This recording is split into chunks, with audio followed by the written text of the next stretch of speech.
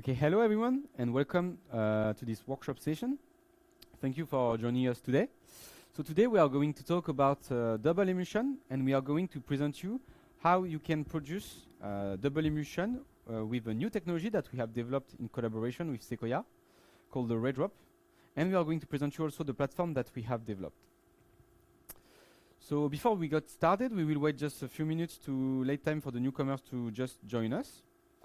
In the meantime, I wanted to insist on the fact that this is a workshop session, so we want to be as close as possible as a physical workshop.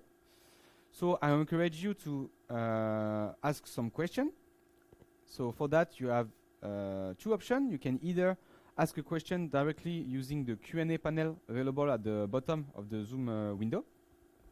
Or if you want, for better interactivity, you can directly raise your hand, and we will give you the opportunity to turn on your microphone so you can discuss and interact directly with us on your application to discuss about specific question that you have or specific question related to your application.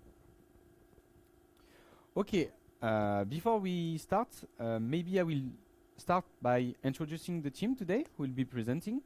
So first of all, myself, Adam Meziane, I'm working as Marketing Project Manager at Fluigent, and Malik Soumaré, Customer Support Engineer. Hello everybody. So it's time to start. So during this workshop, we will present you, that will be splitted in different parts. The first one, we are going to present you a new emulsification technology, the principle of the technology that we are using to make single and double emulsion. Then we are going to focus on the specific application, which is the production of microcapsule using different type of fluids, such as biocompatible polymer, hydrogel. Then we will switch to a live demonstration to show you in live how you can use our instrument to make the double emulsion. And then we will switch to an interactive Q&A session to discuss your application needs. Okay, first let's go back to the principle of the technology that we are using. So the technology that we are using is called the Ray-Drop. This is the device that we are using, as you can see here. It is based on the combination of a co-flow and a 3D flow focusing, emerge and in a confined metallic chamber. So the idea is that we are going to have a device which contains a chamber here, which will be filled with the continuous phase. And if we are zooming inside this chamber, you have two capillaries aligned together. One first injection capillary, which contains a double emulsion nozzle. So this is a nozzle inside the nozzle, actually. And then this is aligned with an extraction capillary to collect the double emulsion. So how does it work? Basically, we are going to, using fluid handling solution, we are going to inject flow of the core phase, shell phase, and the continuous phase. By regulating precisely the flow rate of the continuous phase inside the chamber and also the flow rate of the core phase and the shell phase, we will be able to generate double emulsion. How does it work? Actually, if you zoom inside here this junction, you can see that you have here a nozzle inside another nozzle.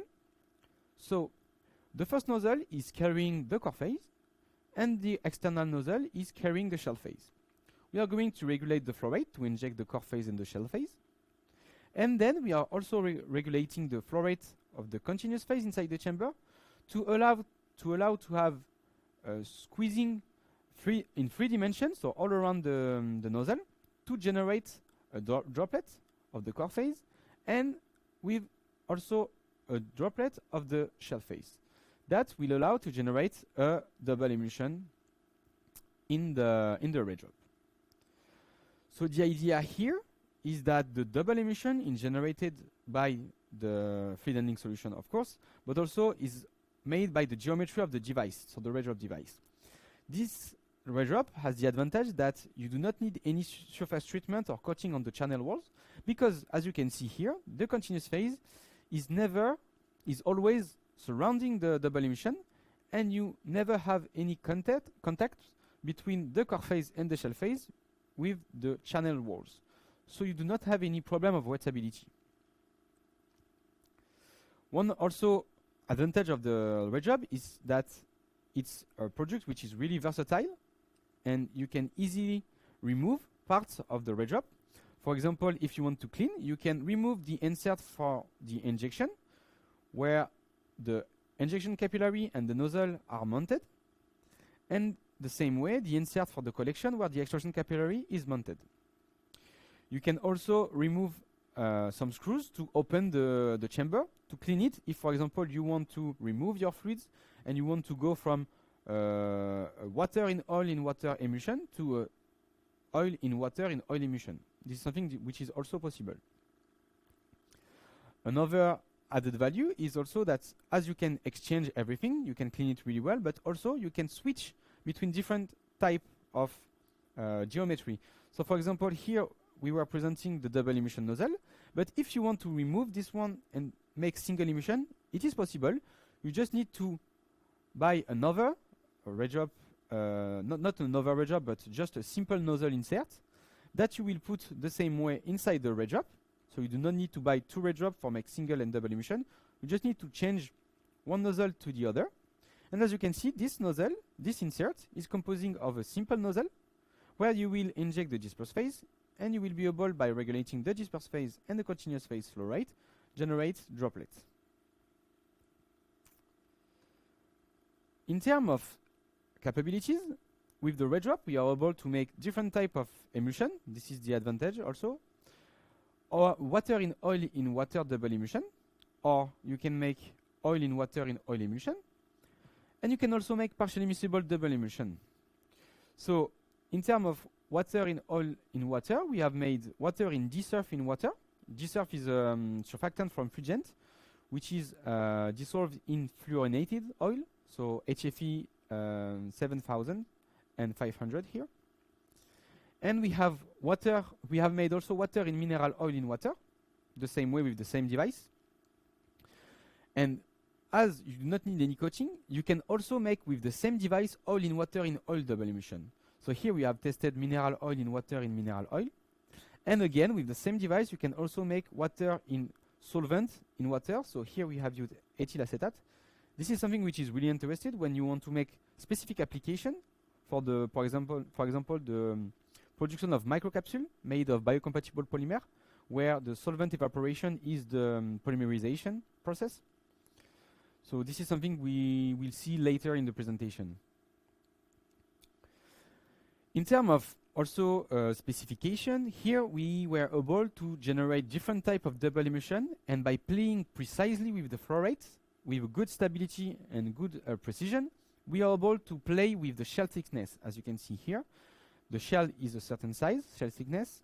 Then you have a shell thickness which is lower, so we have decreased the shell thickness, and again even much more lower here, so we have really thin shell here and good stability.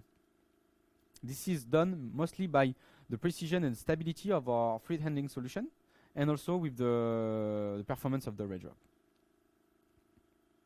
In terms of performance, we were able to generate at high frequency, around kHz, for the double emulsion production. We are able to generate from 80 up to 150 micrometer double emulsion size, but this is for the standard red drop. However, we can also provide different type of nozzle.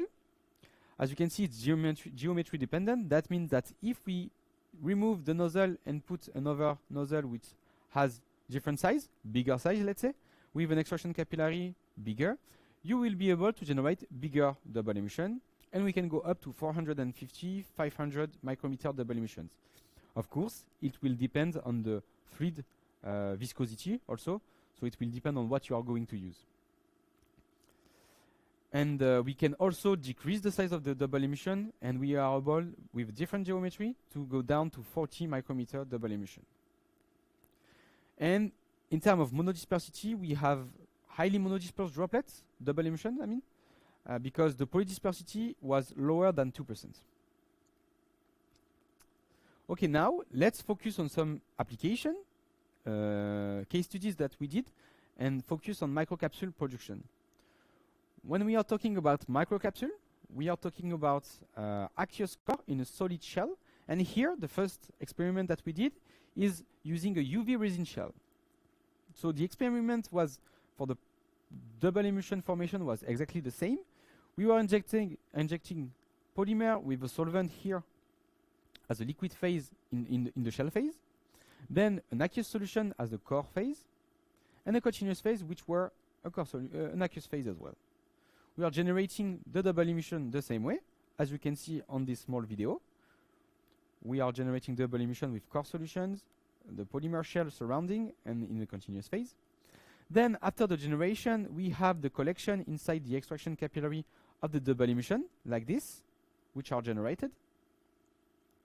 And the idea is to polymerize this double emulsion, which are at liquid state for the moment, under UV light. So we are using a UV light above of the tubing, the collection tubing, and under the exposure of the UV light, we will recover microcapsule, so double emulsion with an aqueous core and a solid resin shell here. Something which is important in this application is to have a good spacing between each double emulsion to make sure to have a good polymerization process and a good reproducibility. So for that, we have used the T-junction here with an external line of fluid handling solution. So we were generating continuous phase with pressure controller and the flow rate as well to increase the speed of the double emulsion when they are generated and to have a good spacing between each droplet. Basically, it's like having a core flow here. So this is the first experiment for the, let's say, application with using a microcapsule and using a resin shell. Then we have used different type of shell because we have used an hydrogel shell which is called 𝗀𝗲𝗰𝗵𝗀𝗀. We have made oily core in a solid 𝗀𝗲𝗃 shell. So for this, the formation is the same way. The only difference is that as a core phase, we used soybean oil with a red dye to have better contrast. As a shell phase, we use 2% 𝗀𝗃 in water. As it is an hydrogel, it is dissolved in water. And as a continuous phase, octanol with span 80 as a surfactant to have a good stability. After the generation, we are collecting the double emulsion like this. And as you can see, you have nice and monodispersed double emulsion.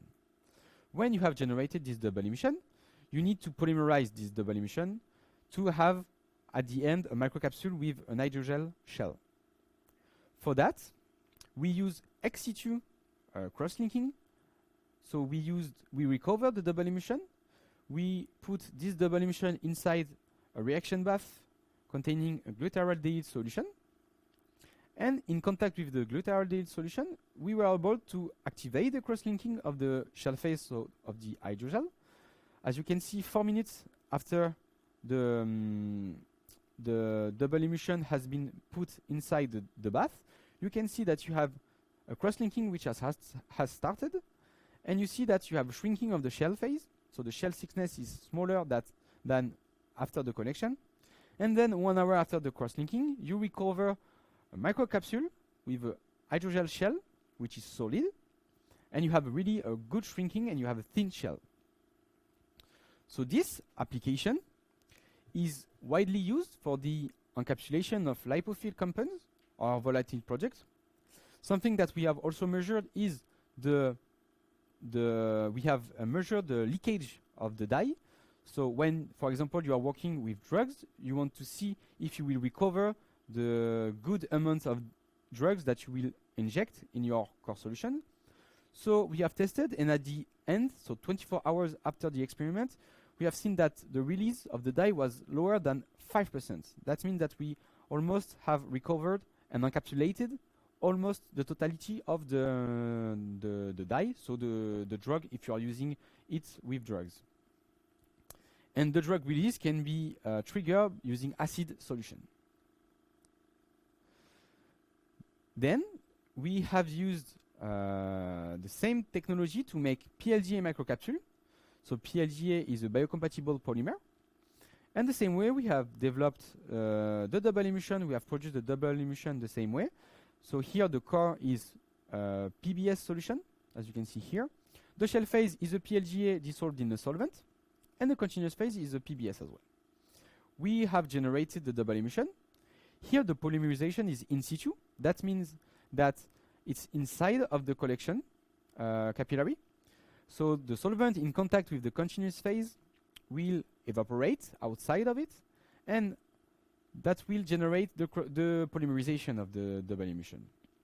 So after the collection, we have that kind of double emulsion with a larger shell again, and then 15 seconds after the collection, you see that the shell thickness is decreasing, and 200 seconds after that, you can see that you have a thin shell, which is here solid. As you can see here, you have a microcapsule which contains an aqueous core. So it's something which is widely used when in pharma, when you want to encapsulate a drug inside PLGA microcapsule, because PLGA is a biocompatible polymer which is FDA approved. That's something which is widely used. Okay, now it's time to focus on the experimental setup. Thank you, Adam. So, as Adam says, we worked with 𝗁𝗂𝗃𝗂𝗃 in association to make several packages in order to produce double and also single emulsion droplets. So, this is the setup that we developed with 𝗁𝗂𝗃𝗃𝗃 regarding the double emulsion package. So, you can see on the left side of the slide the schematic that resume the setup itself. So, Fluigent is specialized in the development of pressure controller. So those pressure controllers have a really high precision in the pressure that is applied, but also on the flow rate associated. So one of our biggest technology is the association of the pressure control with the flow rate sensor that we developed through an algorithm that will control the flow rate by increasing or decreasing the pressure accordingly to the flow rate that you want to achieve, and also the flow rate regarding the pressure that you applied. So you can easily work with both values during your experiment by applying pressure in your reservoir or by controlling your solution in flow rate, and of course control the pressure accordingly. So for this setup in particular, we choose to use 3 pressure controllers in order to control each phase. So 1 pressure controller for the continuous phase, 1 for the core phase, and 1 for the shell phase. So as you can see on the schematic, you will find 3 pressure controllers, 1 pressure controller with a big reservoir of 50 milliliters for the continuous phase. Just after this continuous phase, you will find the flow rate sensor that is directly connected to our flow rate, our pressure controller. As I say, to be able to control in pressure and in flow rate the solution. And just after this flow rate sensor, a panel of valve in order to use the rate job the best way. I will get back to those valves just after that. So on both phase of core and shell, we choose to add 2 reservoirs of 15 milliliters for each in order to have the choice of the solution we apply on each phase. So for example, if you want to prime your solution and your experiment with a certain solvent in order to not waste a pressure reagent, you can start with 1 solution in the first reservoir, apply the pressure, be sure that the droplet have the size that you want to have, then turn the valve directly and use the other reservoir in order to use the reagent that is precious for you. So we develop those 2 reservoirs with the same pressure through a T junction that will link the 2 reservoirs pneumatically, and just after that use the same microfluidic tubing in order to have the same hydrodynamic resistance and of course the same flow rate in both reservoirs.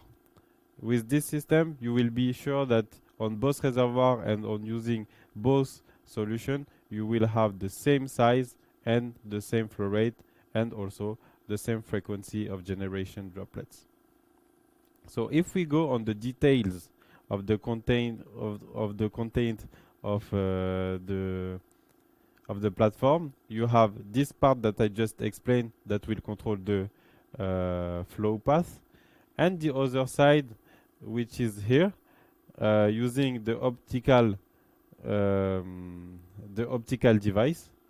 In this optical device, you will find a camera, a light LED here, with a camera just behind it, and in the center of it, you will find a support where you will put your ray drop to appreciate the droplet generation. So maybe now we can switch to the production itself of droplets. So, as I said before, this panel will allow you to have a better priming of your solution inside of the ray drop. So, as I said, the pressure controller here will allow you to apply pressure in the reservoirs and get the solution goes directly to the ray drop. So first you will apply pressure or select the flow rate to select the flow rate of the solution of the continuous phase here in this line in order to apply pressure inside of your ray drop to make an environment of continuous phase to have this 𝗥𝗄𝗯𝘂𝘂𝗀𝘃 generation of droplets. So when I turn the valve to connect directly the reservoir to the ray drop, I will be able to direct the flow of the continuous phase directly to the ray drop.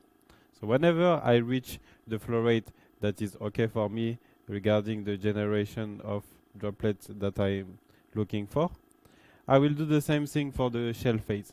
So for the shell phase, I will put the flow rate that is okay for me between the waste and the reservoir. Whenever the flow rate is stable, you can switch directly to connect the reservoir to the ray drop, like that, and do the single emulsion droplets. So as the continuous phase and the shell phase are different phases, you will have a single emulsion phases in the single emulsion droplet in the first time, in order to play on the size through the flow rate that you are applying to have really the droplet that you want to do. So whenever the size is okay for you, you will do the same thing for the core phase. So for the core phase, you will apply again the flow rate that is okay for you through the reservoir to the waste, and whenever the flow rate is okay, you turn again the valve to connect the reservoir to the ray drop, and then you will do double emulsion droplets. So to go deeper in this flow rate management, maybe Adam can show you through our software Oxygen the impact of the flow rate and the pressure directly on the size of the droplet. Okay, now we are going to switch to another visualization where you can see also our software. So as you can see here, you have the pressure controller. So you can see that you have pressure controller for water, so the continuous phase, water with PVA here. The shell phase is mineral oil with a span, and for the core phase, this is aqueous solution. So the idea here is that we are going to play with the pressure to let's say modify tune the size of the double emulsion. As the size of the double emulsion is quite nice now, I will stay with the continuous phase with the same flow rate, with the same pressure. So here I will having the same. I can either play in pressure or in flow rate. So for the continuous phase, it is really nice to stay in flow rate control mode, so you always have the same flow rate control. So for that, I just switch to this flow rate control mode. That means that the pressure will be adjusted automatically regarding the flow rate I'm asking. Here, for the shell phase, I have a good flow rate and good pressure here and good flow rate. I will just play with the core phase to show you how we can modify the shell thickness.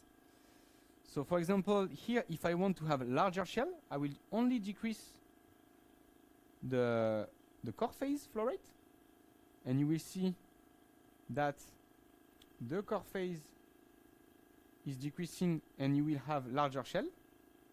As you can see, we have smaller the core droplet inside the shell, and if I increase it, I can have thinner shell, and I can increase again and again to really have thin double emulsion with thin shell thickness. This is how you play, and you can play also with the continuous phase to decrease the size, and you can play also with the shell flow rate to decrease the size or to increase the size. It depends. Here, what you see is the order, and the measurements. So here, why I don't have any order is because Malik was playing manually with the flow rate, with the pressure controller. You can play with both local mode and live control. So I will switch to live mode to play with both pressure and measure. And flow rate, sorry. So that's all for the demonstration with the soft.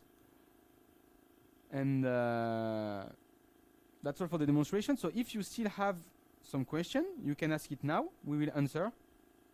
If you want to see some action from our part, for example, decrease the size, increase the shell, again, we can do it.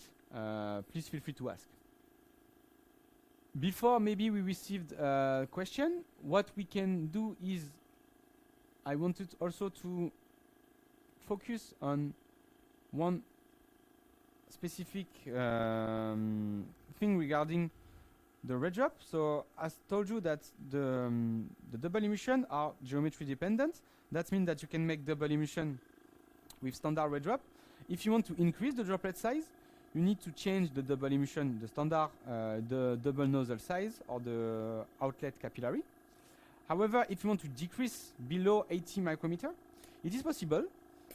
For example, we have used, we were able to go down to 40 micrometer. And for that, we have used a different geometry. So instead of having a capillary aligned in front of a nozzle, we used another nozzle, a bigger one, which will allow to increase the shear stress locally at the junction. And this will allow to generate smaller double emulsions with higher frequency. So this is what we did, and this is something which is really interesting. We are still working on it. So this is something that it's available. However, we are working to again decrease even more to target 30 micrometer, for example, because we know that when you want to encapsulate cells in double emulsion for FAC sorting, for example, it's really important to have smaller double emulsions around 30, from 30 to 50 micrometer. Another question was, have you tried on cell encapsulation? So for the moment, we have made microcapsule of different type of polymer and different type of fluids. But we have experience in encapsulation in microparticle, more exactly in alginate bead, for example. We have encapsulate mammalian cell using a specific protocol, so we have experience in that. And we are working now on the encapsulation of cells inside double emulsion for FAC sorting and also for spheroid and organoid culture. We are going to make to have some results really soon, but we have strong expertise in microparticle, in microbeads. Another question is, since the platform droplet generation frequency is so high, how many FPS are used to visualize the droplet on the camera? Which software do you use for this purpose? So yes, that's a good question. Actually, here we have a camera which is able to go up to 500 frames per second. But actually, if you are making droplets, you know that you are generating at a really high frequency, usually the double emulsion, kilohertz. So the idea is that we can have, the idea is to have here a good visualization of the droplets. So we are focusing on the visualization of the droplet to make sure that you can know the size of the droplet. So this camera can go up to 500 FPS. However, it has an integration time which is really low, which allows to have a good visualization, like a freezing of the droplet generation. As you saw on the experiment, it was not the frequency of the droplet generation, it was just the visualization of the camera. If you want to recover the frequency, you just need, by playing with the flow rate, not by playing, but by measuring the flow rate with an equation and having the droplet size, you can directly go back to the frequency. So this is how we are working and how we can go back to the frequency. Can we produce triple emulsion in this instrument? Actually, so with this instrument, it will be quite, I think, tricky to make triple emulsion. It is something that is I think it's something that can be done by playing with the core phase, with the flow rate of the core phase really precisely. You can make some triple emulsion. However, I will not say that it is a steady state. Maybe that will be some optimization to do, and it will not be as robust as a double emulsion production, I would say. So it could be possible. However, the rejob has not been made for that. It's really focused on simple and double emulsion. What about multi-core emulsion? Can the setup produce multi-core microencapsulation? So if it's multi-core, again, that will be difficult to make, let's say, triple emulsion or quadruple, let's say, emulsion, if it's the question. However, encapsulate different type of cells, for example, inside the double emulsion, it is possible. Something that can be done, however, is to, as I said before, to use in your setup 2 red drops to make a primary emulsion, a second inject this emulsion in another red drop, and then do it like this to have simple, double, triple, or you can do it with double emulsion directly. So you have directly your double emulsion that you inject in another double emulsion, and actually you will have your triple and, let's say, a more multi-core emulsion.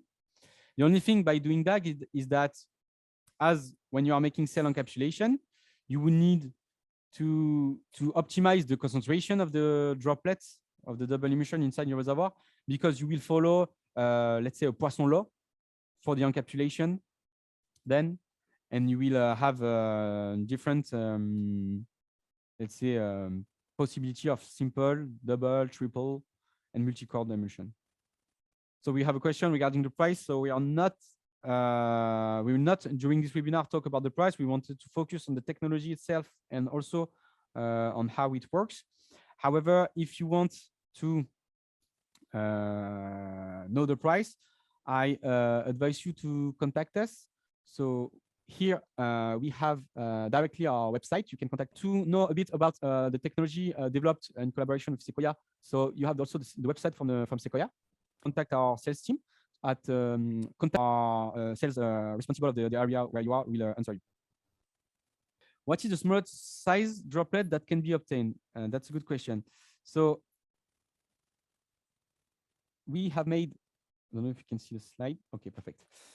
So basically, with the standard double emulsion, we are able to go down to 80 micrometer. However, if we are changing a bit the configuration, instead of having an external capillary in front of it, we can increase the shear stress, and we are able to decrease the double emulsion production to have really smaller double emulsion. So we have put an output nozzle in front of the injection capillary, and we are able to go down to 40, let's say, double emulsion size for water in oil in water. So this is how we are handling when we want to decrease the droplet size. And this is something which is well known, and we are working a lot on it, because we know that there is a huge interest on double emulsion for fact sorting. And this is something that we are currently working on and that we will launch really soon, actually. It says, there is another question. It says that the device is versatile with interchangeable insert. Does it mean it's a one size fits all chamber and we can switch freely the size of all capillaries? Exactly. So I will go back to the first slide. So the red drop, as I said, is composed of 3 main elements, and the 2 important are the inserts here. On this insert, there are injection, so nozzle, with a certain size and an extraction capillary with a certain size. If you want to have another nozzle with a different size, we can offer different. So it's something that you can do yourself. You just need to remove it and put a second one by yourself. If you already have a red drop, you do not need to buy another red drop. You just need to buy another nozzle of another size, and just change it by unscrewing 2 screws here and then injecting it in the other nozzle. So you can switch freely the size of all capillaries, and we can make different capillaries, actually different size. We have standard in micro. So for single emulsion, we have different size for the red drop. In double emulsion as well, and also if you want to make something which is really custom, it is something which is possible, but it depends on the application, of course. Okay, that's all for the question. We are going to end this webinar, this workshop. What I wanted to say is that we are going to have a specific webinar on Thursday at 10 a.m. the 20th. So focus on one application of a customer, 𝗺𝗫𝗃𝗁 from University of Luxembourg, who will be presenting polymerization of microfluidic produced liquid crystal double emulsions. And he will present his work and how we can use the red drop and the platform to make his double emulsion and for his application. So thank you, everyone. We will end up the session now. Thank you for attending this webinar, and have a good day.